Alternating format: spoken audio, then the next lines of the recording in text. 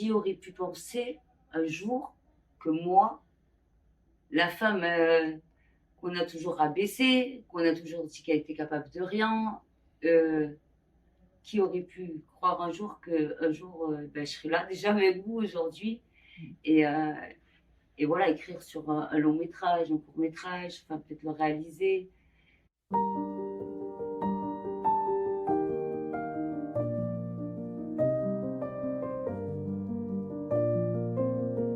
On est sur l'écriture d'un film, d'un long métrage, avec Rémi Sogachi. Ça sera le réalisateur aussi du film. Donc on a de bons retours, on allait jusqu'au CNC en plénière et on sait que c'est déjà très bien. Voilà.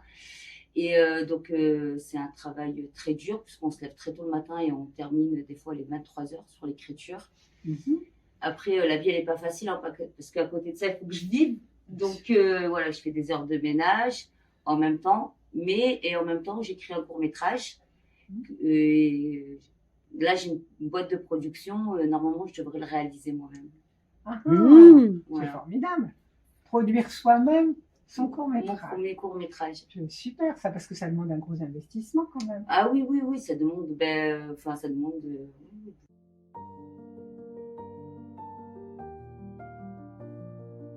C'est vraiment un sujet qui me tient beaucoup à cœur parce que c'est sur une femme avec et contre les codes de quartier qu'on nous inculque depuis tout petit, depuis toujours.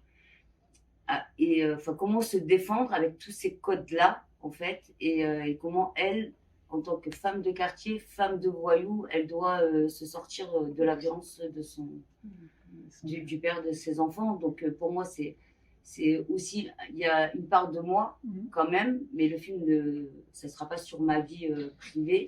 En tout cas, c'est sur des femmes que j'ai connues, sur mon expérience. Et vu que je connais très très bien les codes, les quartiers, et voilà. Et j'y tiens beaucoup, c'est aussi montrer cette solidarité qui existe. Parce qu'il n'y a pas que du négatif dans les quartiers, mais vraiment, il y a des enfants qui jouent, il y a des enfants qui veulent juste découvrir. Je sais pas comment vous expliquer. Un quartier en lui-même, c'est une famille. Et ça serait bien que les gens ils arrêtent de penser qu'il n'y a que des dealers et que des mauvais, parce que même ces jeunes-là, je vais vous dire, ils ont quand même été abandonnés.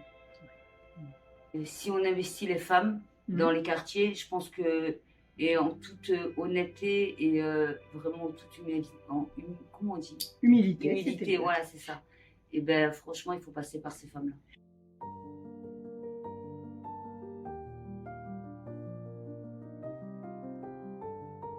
En tant que femme victime de violence, je pense que le premier problème qu'on a, c'est qu'on ne peut pas demander aux femmes de porter plainte et de rentrer chez elles.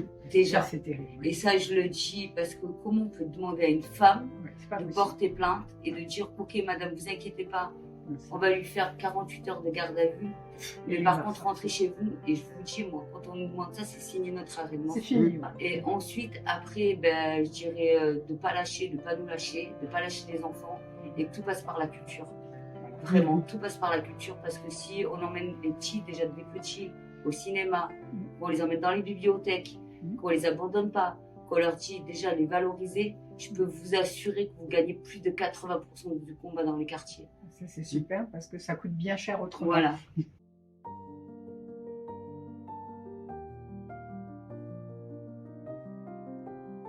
Ça m'a sauvé la vie. Donc, aujourd'hui, ma vie, elle prend une autre direction. Voilà, je prends 90 degrés là, mais je vais m'accrocher, je vais le tenir ce virage-là. Et puis peut-être un jour, on créera ensemble une association pour les quartiers. Mais moi, franchement, je mettrai toute ma force pour.